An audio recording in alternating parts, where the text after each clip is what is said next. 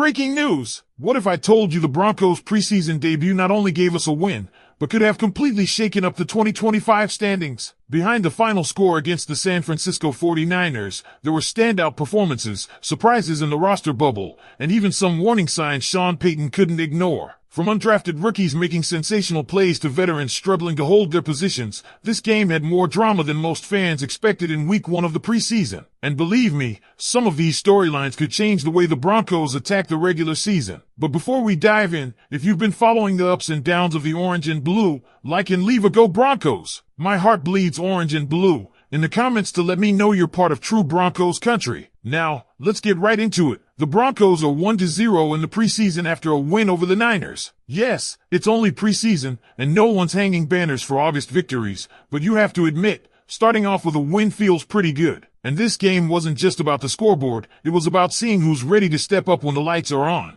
and who might be falling behind. One of the brightest spots was rookie UDFA linebacker Kareem Reed out of Utah. He didn't rack up a ton of tackles, but his interception was a textbook example of patience and awareness, reading the quarterback, staying disciplined, and making the play when the opportunity came. Alongside him, undrafted rookie Joshua Pickett from Duke also snagged a pick, and Jaquan McMillian came up with a low ball grab that showed great concentration. J.L. Skinner didn't get an interception, but his forced fumble earned him an honorable mention for the day. On the defensive front, Nick Benito looked absolutely dominant. Yes, he was going against second-string linemen, but he was flat-out torching them. 1 sack, 3 total pressures, and 2 near misses that could have made his stat line even bigger. He's coming off a breakout season, and if this performance is any indication, 14 sacks in 2025 isn't out of the question. And with contract talks on the horizon, the timing couldn't be better for him. Offensively, the biggest winner might have been running back Tyler Badie. After a relatively quiet camp, he exploded with over 6 yards per carry,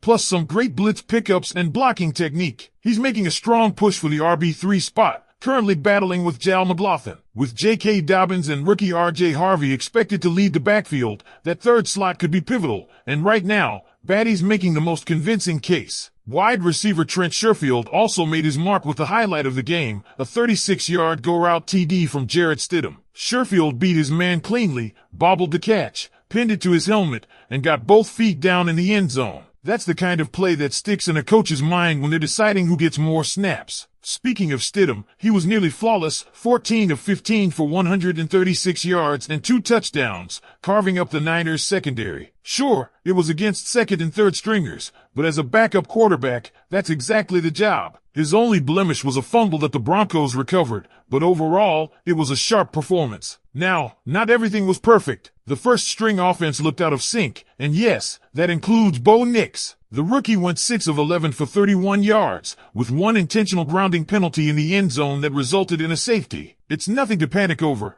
but it's clear there's still work to do on timing and rhythm before week 1. Running back Audric Estime also had a rough outing statistically, averaging just 2.6 yards per carry. With others like Badie, Harvey, and even Blake Watson outperforming him, Estime's spot on the 53-man roster might be in jeopardy. And then there's offensive lineman Clay Webb. After some promising early impressions in rookie minicamp, his game against San Francisco was tough to watch. Run blocking was inconsistent, and though he only gave up 1 pressure officially, a couple of his missed blocks were saved by teammates. Right now, his path to making the roster looks uncertain. The good news? It's preseason, and there are 2 more games to get things right, including the upcoming matchup against the Arizona Cardinals. These next contests will be critical for players on the bubble to prove they belong in orange and blue come September. I think the case for Tyler Badie as RB3 is getting stronger by the day, and the ripple effect of that competition in the running back room is fascinating. When you've got J.K. Dobbins set to be the feature back, R.J. Harvey waiting to make his mark as a rookie second-rounder,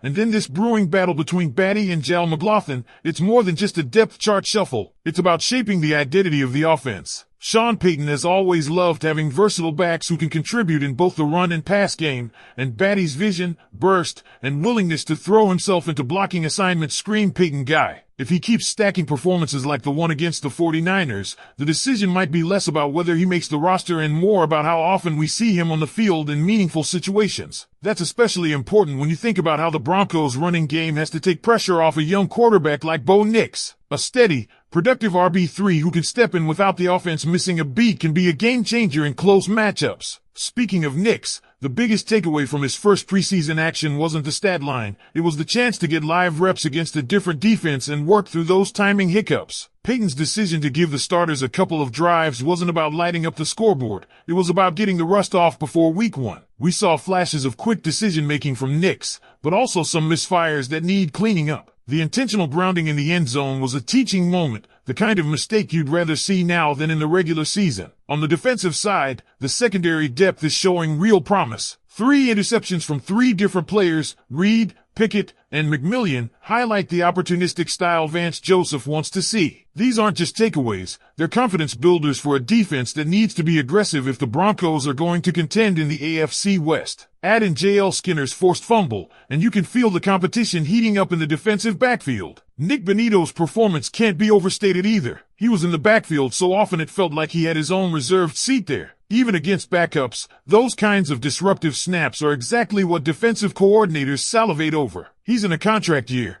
and this is the perfect time for him to put together the kind of season that earns him a payday. The thought of pairing a double-digit sack Bonitto with a healthy Baron Browning and Zach Allen on the line should make Broncos fans pretty excited. As for the roster bubble battles, Clay Webb's situation is one to monitor. Offensive line depth is critical, and while he didn't have the outing he wanted against San Francisco, there are still 2 games left to prove he belongs. Preseason is all about reps, and if Webb can clean up his run blocking and improve his anchor and pass protection, he might still work his way back into consideration. But the margin for error is razor thin. This next preseason matchup against Arizona will be huge. Expect Payton to mix the rotations more, test different lineups, and give bubble players plenty of opportunities. And don't be surprised if we see an even heavier focus on the run game, partly to evaluate the backfield competition, and partly to give the offensive line more live reps in setting the tone physically. Broncos country, with all these position battles heating up, which one do you think will have the biggest impact on the regular season, RB3,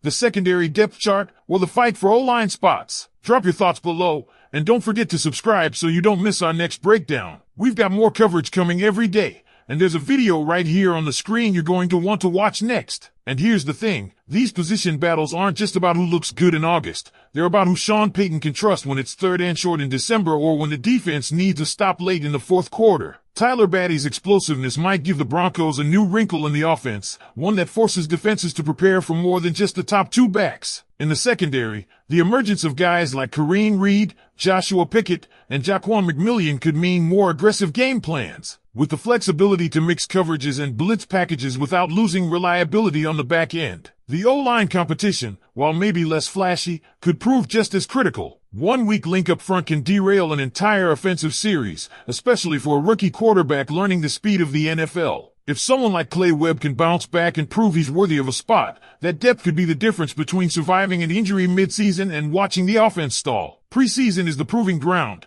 and right now, the stakes couldn't be higher for those still fighting for a seat on the final 53.